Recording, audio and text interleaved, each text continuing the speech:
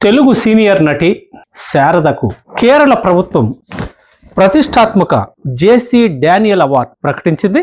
మలయాళ చిత్రసీమలో ఈ అవార్డుకు విశేష ప్రాముఖ్యత ఉంది. ఈ అవార్డు పొందిన 32వ ప్రముఖ వ్యక్తిగా శారద నిలిచింది. 2024వ సంవత్సరం గాను జేసీ డానియల్ అవార్డును కేరళ ప్రభుత్వం శారదకు ప్రకటించింది. ఈ అవార్డు క్రింద 5 లక్షల నగదుతో పాటు జ్ఞాపిక ప్రశంసా పత్రం ఈ నెల 25వ తారీఖున కేరళ సీఎం పినరై విజయ్ అందజేయనున్నారు. ఈ నేపథ్యంలో శారద గురించి ఒకసారి మనం పరిశీలిస్తే, తెలుగు సినీ రంగంలో ఎన్నో ప్రముఖ పాత్రలు పోషించిన శారద 1996లో రాజకీయాల్లో కూడా కొనసాగారు. తెనాలి నుంచి టీడీపీ తరఫున పోటీ చేసి బసవ పున్నయ్య మీద ఆమె గెలుపొందారు. రెండవసారి శివశంకర్ మీద పోటీ చేసి ఆమె ఓడిపోయారు. తెలుగు, తమిళం, మలయాళం వంటి భాషల్లో ఆమె ఎన్నో చిత్రాల్లో నటించారు.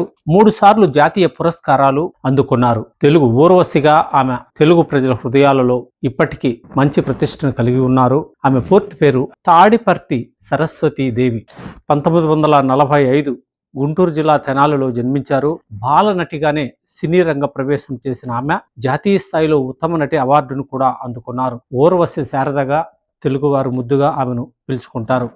1965లో మురప్పెన్ను అనే మలయాళ చిత్రంలో ఆమె నటించి మలయాళ ప్రజల విశేష ఆదరాభిమానాలు చూరగొన్నారు. తర్వాత తులాభారం మలయాళ చిత్రంలోనే 1968లో ఆమెకి విశేష పేరు ప్రఖ్యాతులు వచ్చాయి. తర్వాత నిమ్న జనం 1976లో, సమాజకో బాదల్ దలో 1970లో ఆమెకు విశేష పేరు ప్రతిష్టలను సమకూర్చి పెట్టాయి. ఈ నేపథ్యంలోనే కేరళ ప్రభుత్వం ఆలస్యంగానైనా స్పందించి మలయాళంలో ఆమె చేసిన సేవలకు గాను చిత్రసీమకు చెందిన ప్రముఖ అవార్డు జేసీ డానియల్ 2024ను ఆమెకు అందజేసి సత్కరించనుండడం చాలా అభినందనీయమని పలువురు సినీ వర్గాలు వ్యాఖ్యానిస్తున్నాయి. సినీ రంగానికి, ముఖ్యంగా మలయాళంలో ఆమె చేసిన సేవలకు ఈ అవార్డు సరైందేనని పలువురు అభిప్రాయపడుతున్నారు.